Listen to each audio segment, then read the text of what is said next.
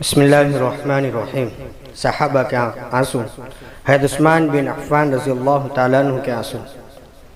حضرت عثمان رضی اللہ تعالیٰ عنہ کے غلام حانی رضی اللہ تعالیٰ عنہ بیان کرتے ہیں کہ حضرت عثمان رضی اللہ تعالیٰ عنہ جب کسی قبر پر کھڑے ہوتے تو اس قدر روتے کہ ان کی داڑھی آنسوؤں سے تر ہو جاتی۔ ان سے کہا گیا جب جنت یا جہنم کا تذکرہ کیا جاتا ہے تو روتے نہیں، لیکن جب قبر کا تذکرہ ہوتا ہے تو آپ بہت روتے ہیں، کیا وجہ ہے؟ فرمایا میں نے حضور صلی اللہ علیہ وسلم سے سنا ہے، آپ صلی اللہ علیہ وسلم فرماتے تھے آخرت کی منزلوں میں سے پہلی منزل قبر ہے، اگر اس سے کوئی نجات پا گیا تو بعد والی ساری منزلیں آسان ہو جائے گی۔ ترمذی کی حدیث کے اندر یہ بات۔ حضرت عثمان رضی اللہ تعالیٰ عنہ کو حضور صلی اللہ علیہ وسلم سے بڑی محبت تھی۔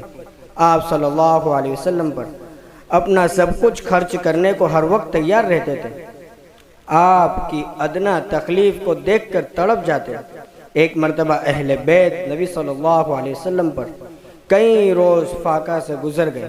حضرت عثمان رضی اللہ تعالیٰ عنہ کو معلوم ہوا تو بے چین ہو کر رونے لگے، اور اسی وقت کئی بورے اور گندم آٹا، بکری کا گوشت اور 300 نقد لے کر حضرت عائشہ رضی اللہ تعالی عنہا کی خدمت میں پیش کیے اور عرض کیا جب اس قسم کی ضرورت پیش آئے تو عثمان کو یاد فرما لیا کرے۔ اس میں دو چیز ایسی ہے جو سمجھنے کی ہے۔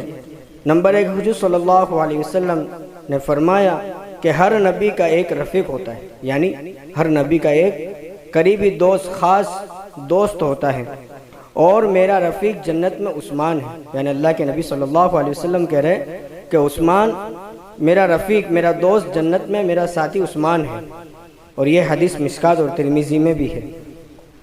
دوسری بات، حضور صلی اللہ علیہ وسلم نے فرمایا کہ میری امت کے لوگوں میں عثمان سب سے سچا اور حیادار ہے، بہت بڑے صحابی ہے۔ اللہ ہم سب کو ان کے نقش قدم پر چلنے کی توفیق عطا فرمائے۔ وآخر دعوانا الحمد للہ رب العالمین۔